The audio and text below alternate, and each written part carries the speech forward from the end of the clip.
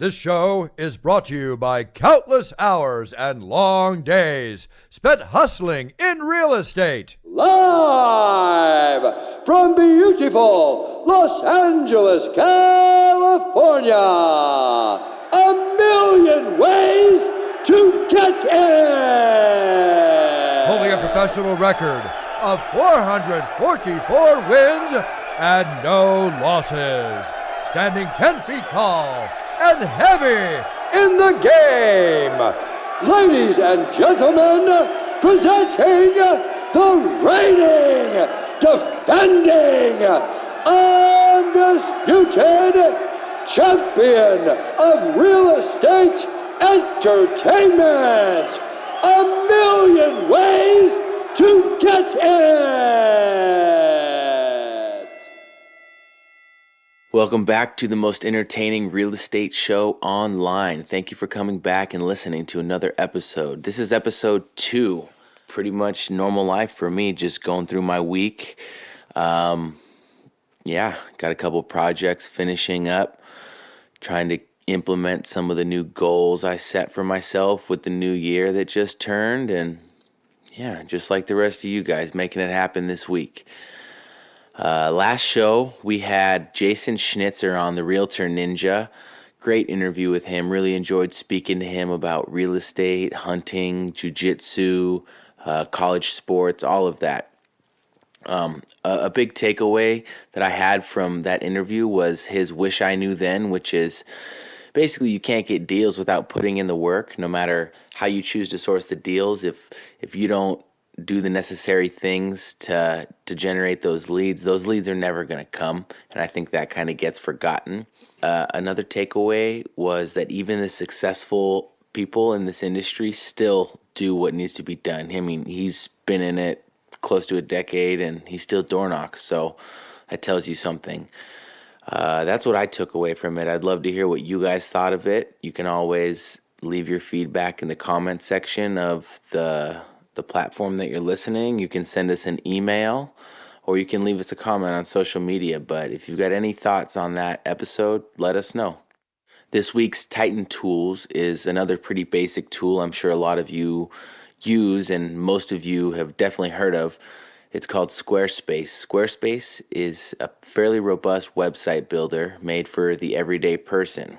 I use it to run the podcast website, run my personal website, and I update those websites both weekly and monthly. So it's a resource that I use a lot, and it's something that has allowed me to create my own websites. I'm not exactly the most tech-savvy guy with coding and everything like that, but with Squarespace and implementing that into my marketing, I've been able to update my website and for the most part make it look exactly how I want to. If you have some basic coding experience, you can do an even better job of customizing Squarespace and making it do exactly what you want it to do. It does cost, hosting through them is I think $14 or $15 a month, something like that. I think I was paying $100 outside of it, and they were hosting a few websites for me, $100 a year. So I don't know if it's a better deal financially, but I don't have to pay a web developer for everything, only half the stuff or less than half of the stuff, because most of the changes I can do myself because of the interface. As always, if you want to see me sample it and the way I use it and maybe see some of the ways that I update the website, I will be posting videos on social media. So make sure that you follow us on social media and you'll be able to see exactly how I implement the tool into my everyday business. If you enjoy my buttery soft voice melting all over your ears and into your brains, be sure to give us some positive feedback wherever your platform. Be sure to give us some positive feedback on whatever platform you're listening. It helps get the good news out to more folks about the show and helps with our placement on the respective search engines. I'm putting my heart into this, so if it's something you enjoy, please take a second to give some positive feedback and let us know. We always love interacting with you guys in your daily lives on social media, so check us out on Instagram and Snapchat for some solid entertainment and resourceful knowledge.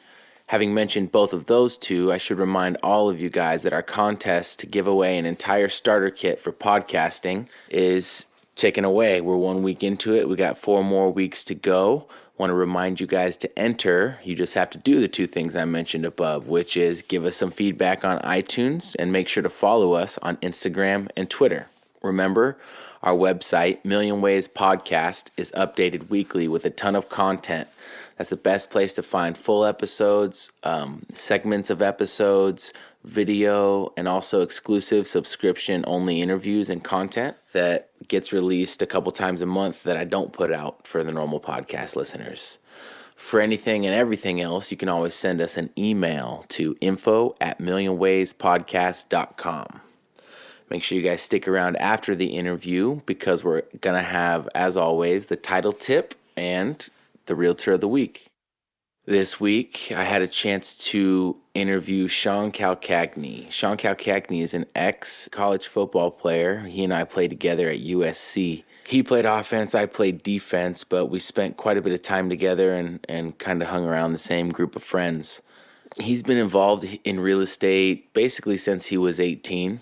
He graduated high school, went to college, and studied real estate in college, where he graduated and started writing loans and then eventually got into real estate himself. He's had a really interesting path in getting to where he's at, and it's been a really quick path to a really cool spot in real estate. He builds houses at this point, and he's really good at it. Really, really good at it. I'll let him explain more in the interview. What he's done is really awesome, and I wanted to bring him on the show so that you guys can hear how he's done it in a short matter of time and been able to do what a lot of us aspire to do, which is envision a project and build it from the ground up. He's a pretty humble guy. I guess what you should listen out for on this episode is in the beginning, I mentioned he was all-state and a state leader in rushing and all that. He was an absolute awesome football player coming out of high school, held a lot of state records for a long, long time, and still has numbers that would impress anybody. So I guess that's one really quirky thing about Sean is, aside from being really good on the real estate field, he was really good on the football field. Go ahead and jump into the interview, and then we'll check in with you guys right after for the title tip and the Realtor of the Week. Thank you for tuning in to this episode of A Million Ways to Get It. This is your host, Ryan, here on a beautiful, beautiful autumn day. Did some surfing this morning, and now I'm here talking to all you awesome folks, along with this week's guest, Sean Calcagnie. How you doing today, Sean? Good, Ryan. Thanks for having me. Of course, man. Thank you for taking the time out of your day to come on the show. Of course, of course. So go ahead and tell the listeners where you're from, where you're operating out of, and where your home base is. Right now, home base is down in Irvine, California, Orange County. Born and raised right here in Mission Viejo. And, just after college, came down, migrated south again, and just hit the ground running. So can't be too upset living close to the water, and great opportunity down here. Yeah, and for you listeners, Sean and I also met in college at USC. He was a football player as well. Kind of a fun fact. I mean, it was fun for me because he and I are both similar, just standard, 6 foot, white guy, standard hair. And I remember when I first got to school, someone told me, dude, you need to look up this guy's highlight tape. And I went home and I typed in Sean Calcagnie highlights. If you guys want to do it, go ahead. And I was absolutely floored. I didn't know that was really possible or if anyone had done anything like that. But it turns out Sean was actually the California state leader for rushing for, I don't know, a few years. I don't know if he still holds it, but he's one of the most decorated running backs to ever come out of the state of California. Fun fact about Sean Calcagnie. Yeah, I went to high school down there in Orange County, right? Where'd you go? Yeah. Tesoro, right? Tesoro High School. So it's kind of in between Santa Margarita and Mission Viejo. Those are kind of two other pinnacle high schools. They kind of run with that Orange County, modern days, all the private schools down there. So, yeah. I think they're a current powerhouse. They always bring the heat on the field, it seems. Yeah, they've been off and on for a few years. I think they're rebuilding right now, but, they draw from a great crowd. People are very, they're dialed in when it comes to training the kids and, just getting full on board and buying into football. So it's fun atmosphere come Friday night. Yeah, Orange County definitely takes their youth sports and training seriously. Yeah. So we go from Tesoro to USC. At SC, you played football. Correct. You're a business major, right? No, I actually went in as an econ major. And then my sophomore year, I switched it up and went to public policy planning management, and I got an emphasis in real estate development. Cool. So you were basically getting schooled in real estate at SC. So you've been kind of in it since you were 19. You said a sophomore, right? Yeah. It was kind of a unique time, back in 08, 09. Obviously, we hit the recession, and I knew like the finance side was going to pick up before the developing. So I wanted to kind of go down the financing route, learn about the institutional lending, private lending, because I just knew coming out in 2010 when I graduated that things were going to be a little bit more difficult. So, they always say cash is king. Get in touch with the people that have the cash, and then you can play from there. So since you studied real estate, did you jump directly into real estate right after school? So I actually, coming out, I had previously interned with this small shop. We were a wealth management company at the time. And, 2010 comes around, I graduate, and he goes, go get your real estate license. I'm like, all right. So I pair up with this guy who had just left Bank of America at the time, doing a lot of the private wealth management, which is now Merrill Lynch.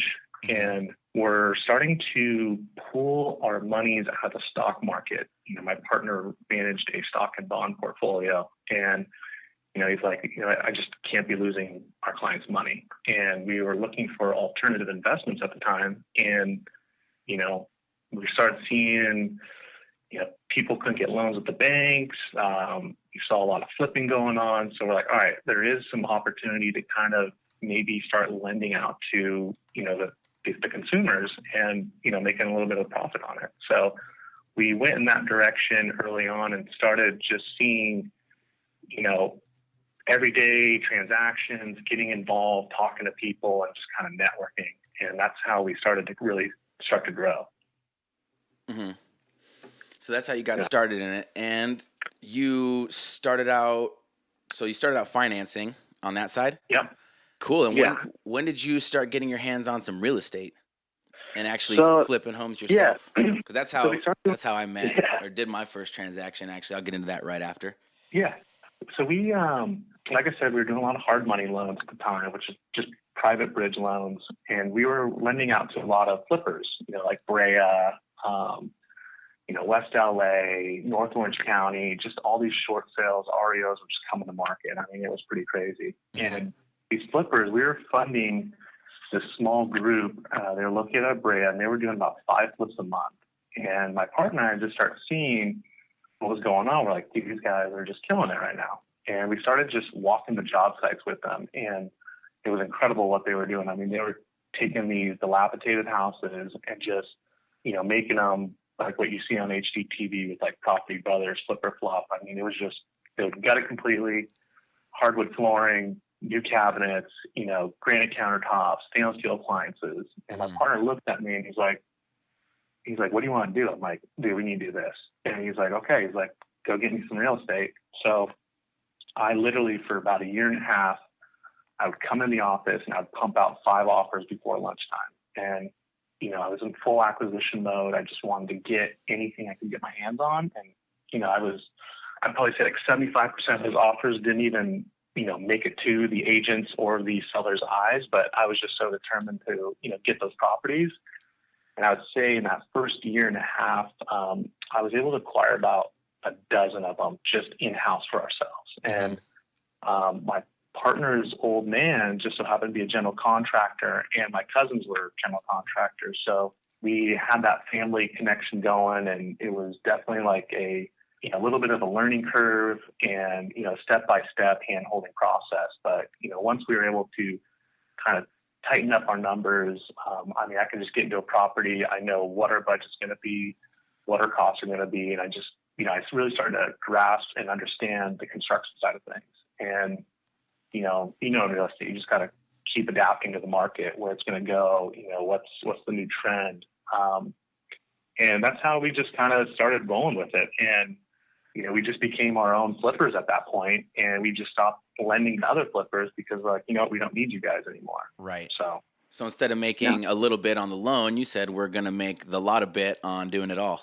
Exactly. And so, as opposed to just, collecting the interest payments every month, we wanted to get our hands on the equity on the backside. And we were able to leverage our investors and keep them happy at the same time. You know, we were offering them, 10, 11, 12% monthly on, on the project or on their principal investment too. And so, it really worked out well. I mean, it was a good way to kind of earn fast cash, deepen our pockets a little bit and give us an opportunity to make a name for ourselves and, look for those alternative investments. Right. And that brings us to the year, like 2013, 14 now? Yeah, I'd say that was all the way up till about 2000. Yeah, end of 2013, start of 2014.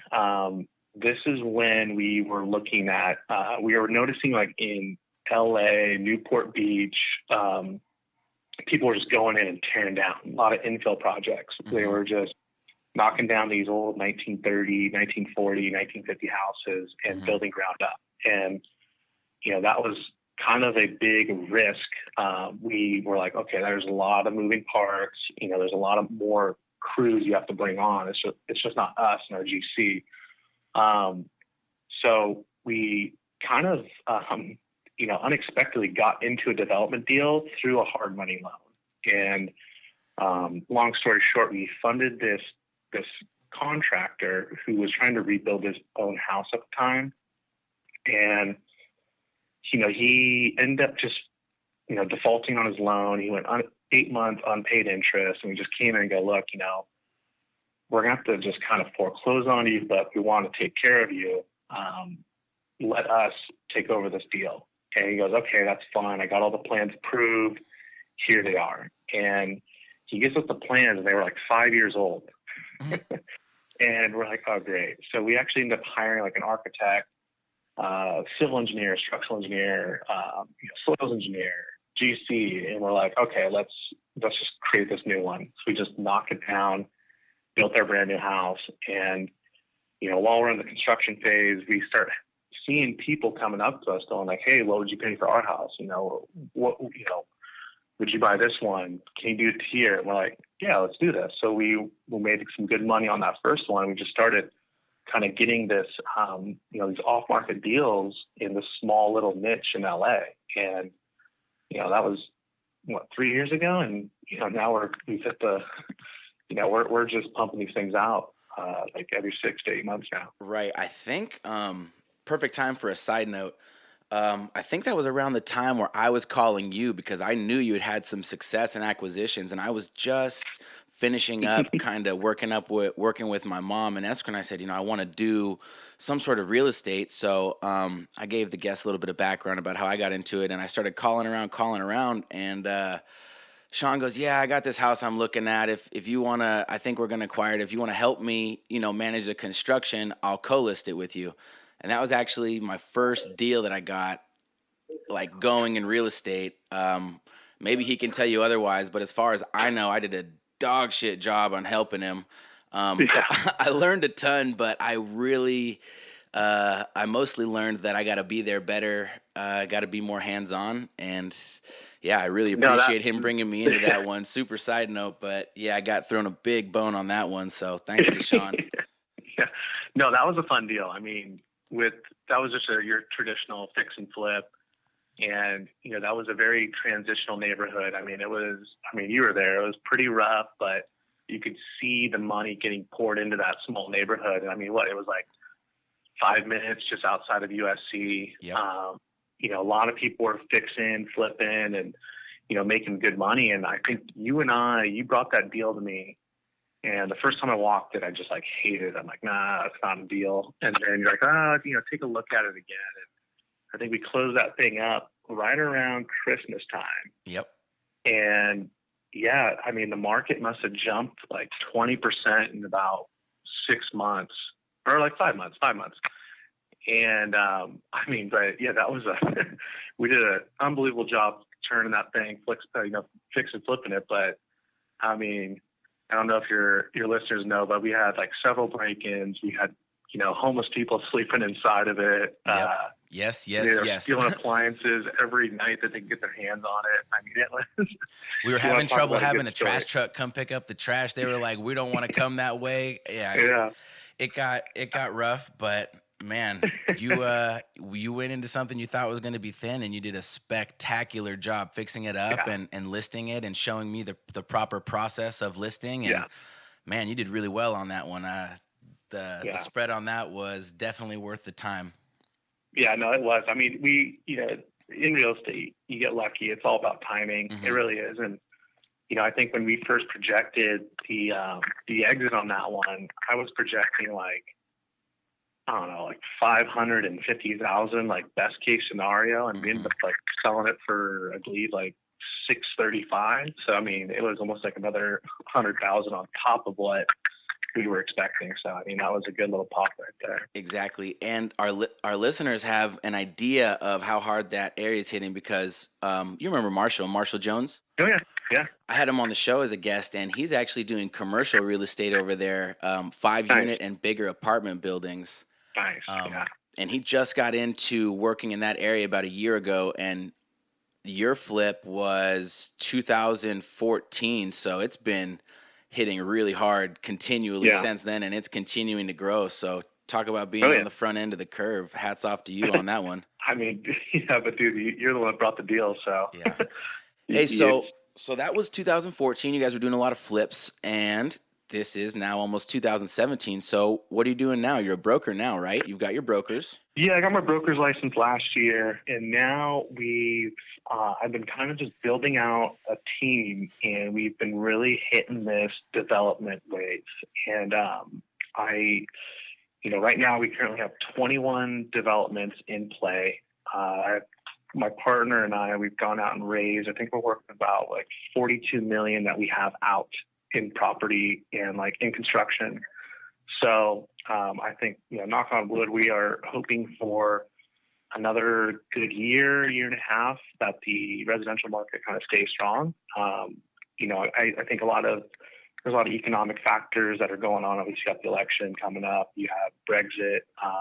You've had all the hype about interest rates being raised. I just don't see the Fed raising rates anytime soon. And historically speaking, it doesn't matter who gets elected in office, the market tends to go up a little bit after the election. So I think we do have some good, positive factors on our side, but, you're constantly adapting. As a development, kind of a long-term strategy, absolutely not. But, we're on that forefront. We're constantly forecasting like what the next opportunity, the next play is. And I think we'll be fine. But yeah, just to kind of answer your question, right now we are kind of heavily invested into spec developments. So just ground up construction, building, nice single family homes. In the LA side, we're targeting West LA, Studio City, and we're kind of have adapted this track builders mentality. So,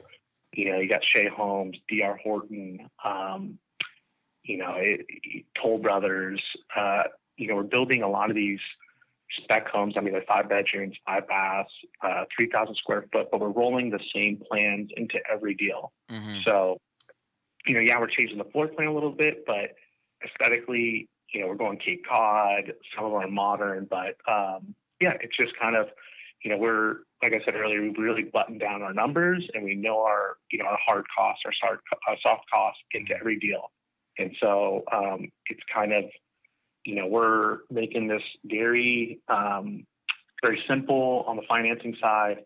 So it's really helping us out. And, our projections are coming, they're coming around. And so it's good. Good, man. And what would you say is the average resale or retail price of your project when you get done? Upwards of $1 million? A little higher. So right now, West LA, we're in that $2 million and up. So the homes that we're building are kind of that luxury entry level. They're not, super high end. We are going like custom cabinetry, hardwood flooring. We're going Thermador, Sub-Zero appliances. I mean, we're putting like really nice stuff in there. The Studio City stuff, we've gone as high as about $3 million. Down in Newport, we're in that $3 million realm. And then we have a few in kind of a nicer area of Newport, and we're targeting like $4 million and up in there. 0 to 100 real quick. Yeah. Dang, that's what I'm talking about, Sean.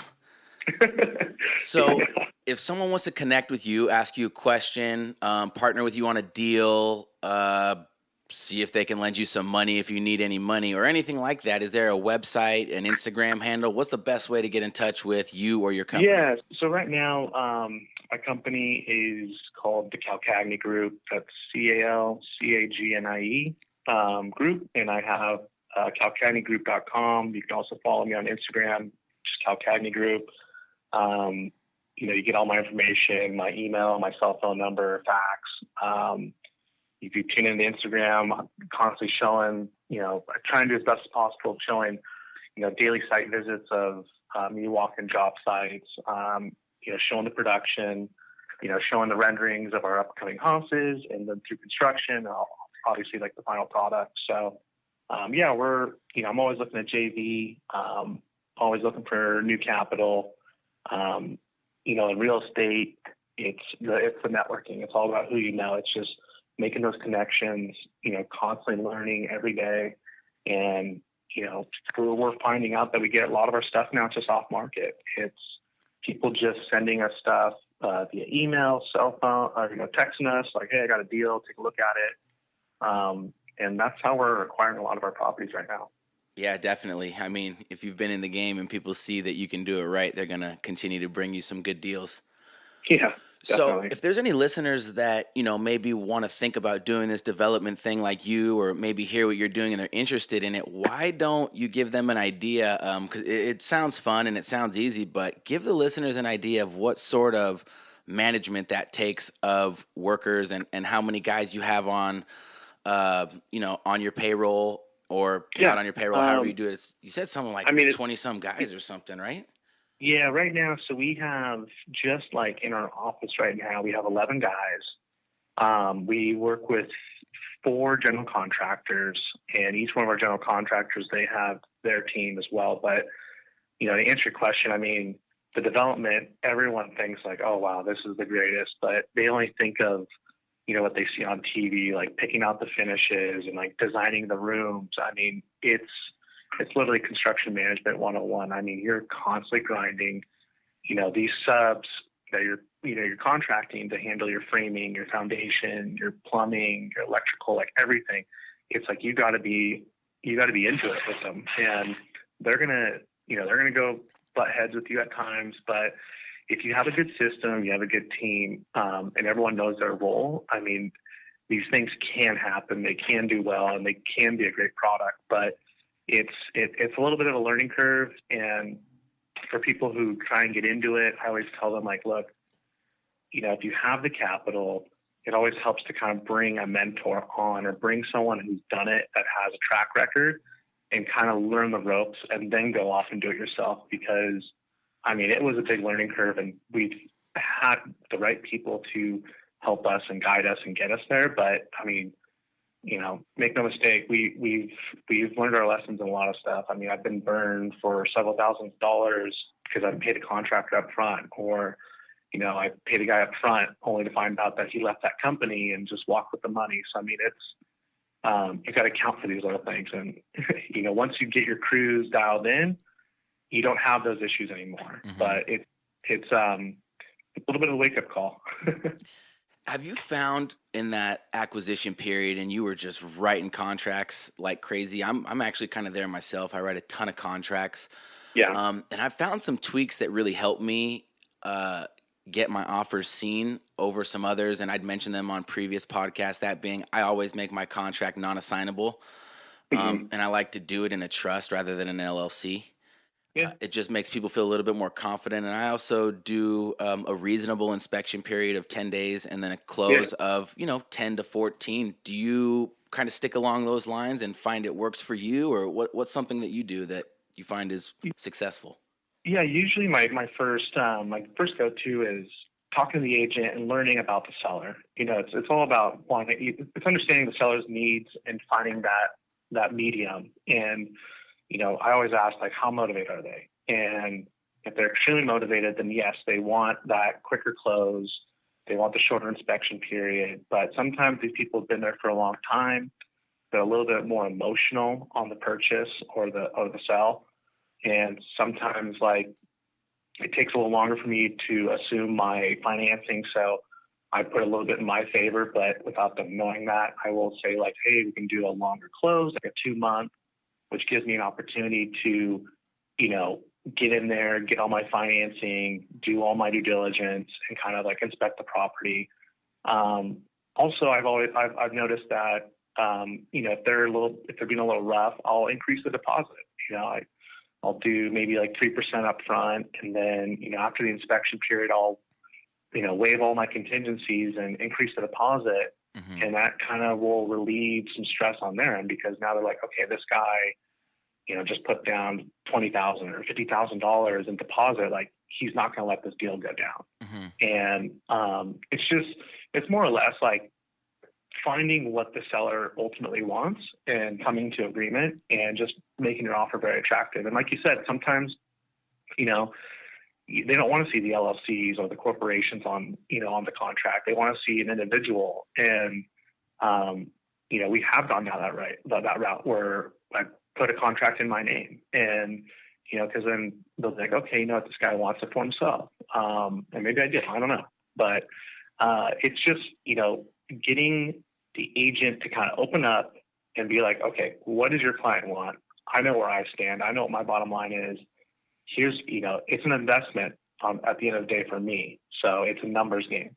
Mm-hmm. And, whether it's an increased deposit or what, it's like, I know what money I need to put in and what's going to be put in. So it's just how it gets there. So it's just making it very attractive. Definitely. So obviously you've got all these systems in place that help you do what you do. Is your day-to-day mostly spent kind of tending to those 6 or 7 different burners that you have? Burners being, lead intake, lead management, and then construction. Or do you like spending your days doing something like out in the field or calling realtors, or do you enjoy running it all? What's kind of your... Yeah, I mean, my typical day-to-day, I get bombarded with a lot of paperwork. It's mainly just getting invoices from contractors, paying the bills. And then it's getting out there. I make my site visits. I go and just kind of check in. I check in with my GC a lot, and I say like, hey, where are we at with scheduling? What do you need? Do we need step lights this week? Do we need to order cabinets? Do we need to get the flooring? It's just understanding that we're all on the same page. I mean, communication is key in this business. So yeah, I do make my site visits probably about twice a week. The other 3 days, I'm kind of just in the office, and I'm either sourcing new deals, or honestly, I'm going out and reaching out and meeting new people. Mainly just trying to, get that forecast. I like to see what everyone is thinking and saying. I think the more the better player you are in this game. And it's, I'm always going to, realtors. I'm asking, what are you guys seeing? Do you guys have the listings? Is the market softening? And, just today, I had got off the gal before you called. She's like, oh, I just locked up an $8.5 million offer on my Laguna Beach listing. So I'm like, okay, you know what? There's an $8.5 million buyer out there. So the market's still strong in coastal cities. So it's just kind of like, getting those reinforcements, and also just being a student, and, just listening. It's just constant listening. And, that's kind of like my day-to-day and weekly schedule. Awesome. Well, let's move into sort of the conclusion of the show, where you get into pro tips or things that you would wish you had knew when you got into the industry, that you may not have known and that you know now. Kind of pro tips.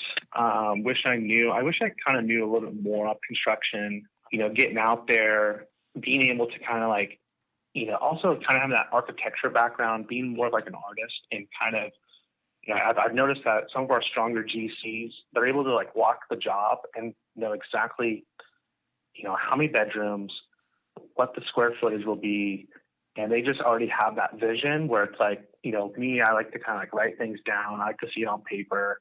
So I wish I had kind of more of that, that artist trait, so to speak, and just knowing construction in general. Like I sometimes think maybe I could go back, get my general contractor's license, and really start to kind of take this process on myself and not have to pay for it. Mm-hmm. And I do like, as much as I was, kind of talking negatively about it, I do like being on the job site and talking with the crews and, doing the whole scheduling. I love the pre-planning. I love sitting down with the architects and, having everyone put together their vision and just taking the best of everyone's thoughts and ideas and just putting it together.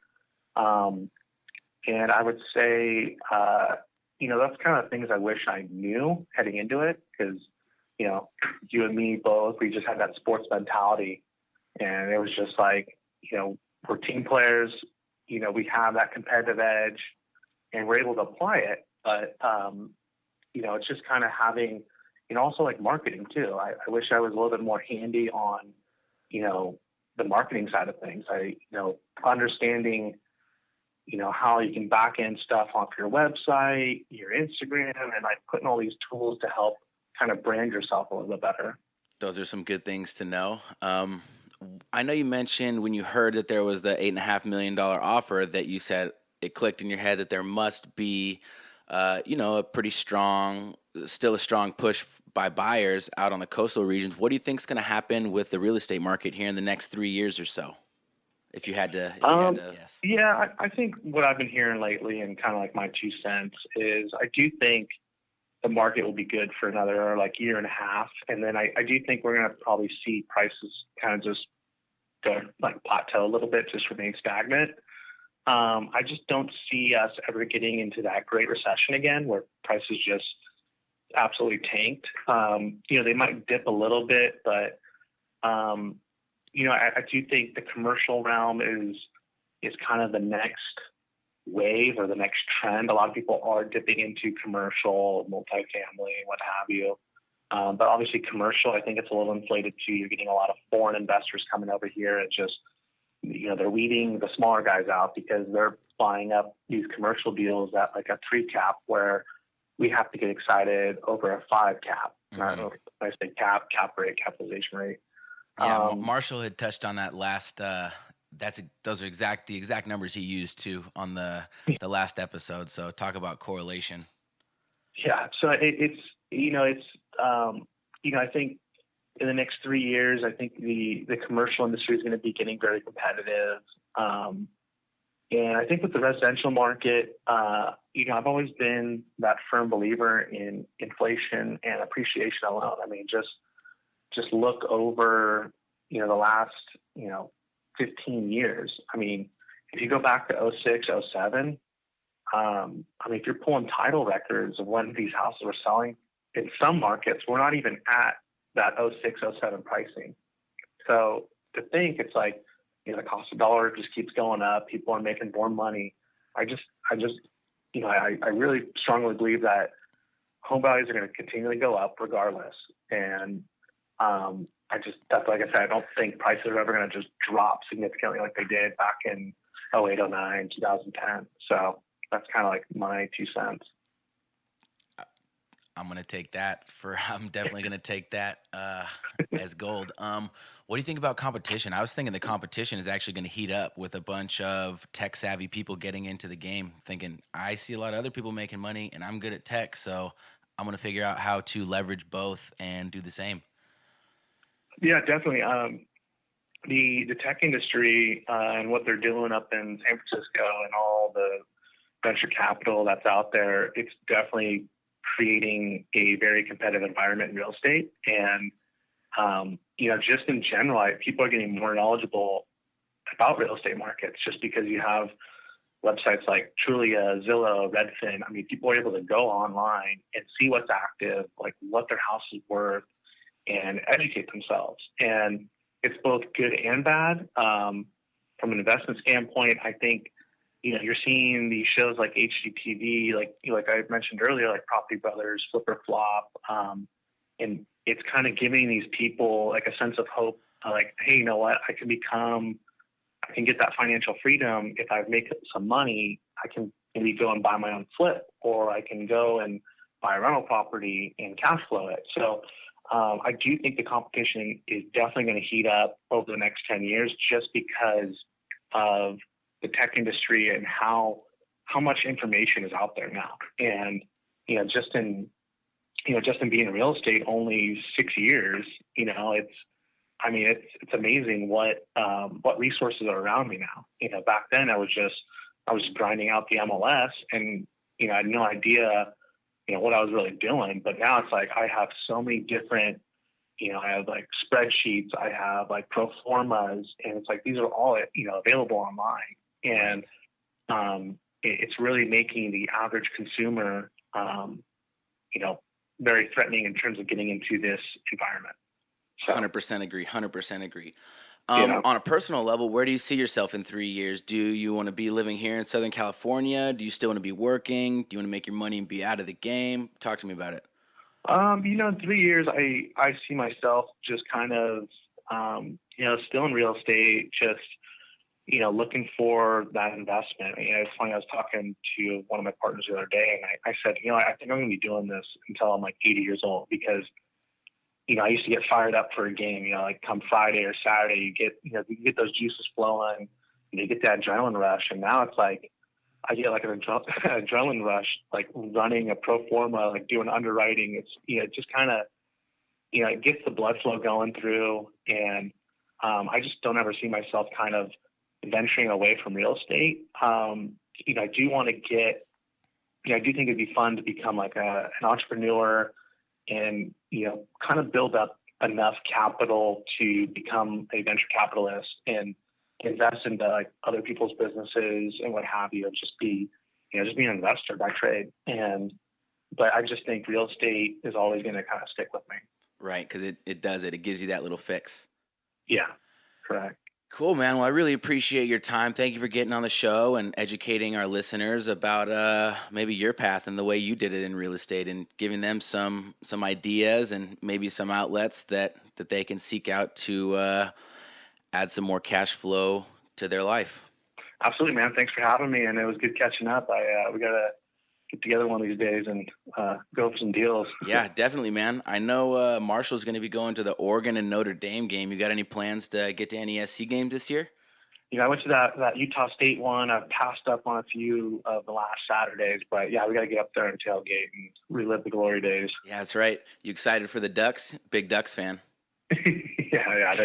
They start in I believe 2 days, and I went on a couple season ticket package with some of the guys. So nice. Yeah, I'll be going to a few Ducks games. Cool, man. Well, I was kind of in a weird position because I'm here stuck on the podcast trying to run the podcast at the same time trying to take notes on everything you're saying because it's such good knowledge. So excuse me for being a little delayed in my responses. I got a ton of notes on my paper pad in front of me that I got to get over to my computer. But again, Sean, thanks a lot, man. One more time, tell everybody where they can reach you if they need to, and we'll go ahead and sign off. You can reach me, go to my website, www.calcagniegroup.com. We really appreciate it, and you guys take it easy. We'll talk to you next time. What an informative interview with Sean. Really great to hear how he's been able to basically create his dream job and his dream life in such a short amount of time and be so successful while doing it. I currently have a project going with him, and I look forward to working with him more in the future. On to one of our weekly segments, and that's Realtor of the Week. This week's Realtor of the Week is Andrew Sinasohn with the Zacuto Group in Century City. Recently, Andrew took a leap of faith and left a massive commercial real estate brokerage to start his own brokerage with a partner. This was mid-last year when the change happened. In Q4 of 2016, the Zacuto Group closed over $15 million in tenant representation transactions, which makes it pretty evident Andrew's gutsy decision to do his own thing paid off huge. And that's why he's been able to snag this week's top spot. Be sure to connect with him on Facebook, Andrew Sinasohn, Sinasohn, and on Instagram, Sinasohn. Let's get into our next weekly feature with Jerry's second title talk. Hello, everybody. My name is Jerry Wu, and you are listening to Title Talk Tuesday. This is our second segment, and again, my name is Jerry with your title insurance specialist here at First American Title. So, really glad we're doing this again. And first of all, I wanted to say thank you to Ryan McMahon for putting on this show for you guys. Really, really thrilled and happy to have the opportunity to be on here. So, this is again our second segment. The first time we are here doing this, we basically did an overview of what title insurance is. So if you haven't gotten a chance to listen to that yet, go ahead and go back, and you should be able to find the link and check that out real quick. It'll give you a quick understanding of what title insurance is, what we do, and the services that we provide. Now, for our second segment today, I thought we would touch on a subject that I'm gonna. It's gonna be about reconveyances. Now, let me kind of give a little explanation before I kind of get into it and what a reconveyance is. First of all, let's talk about what a deed of trust is. Okay, so when you go out and let's say you're working with a lender, when you get a loan from this particular lender, that lender is going to put a lien on your house. Now, the way they put a lien on your house or your property is by recording on title what's called a deed of trust. Okay, so again, when you get a loan, the lender is going to put a lien on your property, and they're going to do so by recording a document that's called a deed of trust. Now, when we, as a title company, when we look in public records, when somebody asks us, hey, does this property have any open loans? We're looking for this particular deed of trust. Okay, now, when a deed of trust or when a loan gets paid off, the lender would then record what's called a reconveyance. So again, when we go back on the title chain and we're looking at this title chain and we're seeing, okay, are there any open loans? If we see an open deed of trust and then we see subsequently a reconveyance recorded, then we know that deed of trust or that loan has been paid off. Okay, so that's how we generally know how a loan has been paid off or if it's still showing opened. Very important if you think about it, right? Because that's how we're going to determine what loans will need to be cleared prior to transferring title to a new buyer. Because, of course, the new buyer doesn't want to get stuck with the previous owner's loan. Now, if you've ever seen a deed of trust, it's sometimes there's many, many pages, 20 plus pages, 30 pages even, okay? But if you ever seen a reconveyance document, it's generally just 1 or 2 pages. And here's really what I'm wanting to talk to you guys about is I'm going to kind of segue this into the topic of fraud. Because believe it or not, here in Southern California, we are the fraud capital of the country. I mean, there's so much title fraud going on now that it's become a real issue. And I really, truly, in my personal opinion, believe there is so much fraud going on because the way that we conduct a lot of real estate business, especially in my industry, title, transferring title and doing all these things is a very archaic way of doing things, right? Let's think about how we actually transfer title. I'm transferring title to John Smith. I mean, it's 2016. But even still, all I really need to do is get a document called a grant deed, sign this document in front of a notary, get it recorded, and now title has been transferred to John Smith. I mean, if you can imagine, that opens up a world of options for people that want to commit fraud. Okay, now let's kind of bring it back a little bit and go back to this reconveyance thing. Now, again, if you've ever seen a reconveyance document, it's a very simple document. It's usually just 1 or 2 pages. Very easy to forge. I hate to say it, I'm not putting any ideas in anybody's head, I'm hoping, but it's very easy to forge. So, what happens, right? What happened? Let me give you a story that happened. This is a little while back ago before we started catching on to what people were doing. So essentially, to make a long story short, there was this gentleman years ago that was going out and getting loans. So he would get this loan. A deed of trust would be recorded against the property. And then what he would do is forge a reconveyance and then get that reconveyance recorded. Well, next thing you know, we look at the title chain and it looks like he owns the house free and clear. What do you think he does next? He goes and gets another loan. He gets another loan, then he reconveys that loan. And then he does it again. He'll go out and get another loan and then reconvey that loan. And this became a pattern, right? So long story short, this person was eventually caught. And of course, people took legal actions against him and so forth. But imagine what happened when all these lenders started foreclosing on the loans. I mean, you got 4 or 5 lenders on this one property thinking they're all in first position and all wanting to get their home or the house back when they're foreclosing it. So one of the things that title companies do today to combat this type of particular fraud is anytime that we see a loan get reconveyed and we don't see a second loan come in to pay off that first one, we're going to question it. So I'll give you an example. Let's say you have a loan on your house with ABC lender and you owe $200,000. And you just happen to have $200,000 laying around one day, and then you decide to pay off that loan, that mortgage, request a payoff statement, get a payoff statement that says $200,000, you wire $200,000, boom, you own your house free and clear. And then the lender, what they're going to do is get a reconveyance recorded.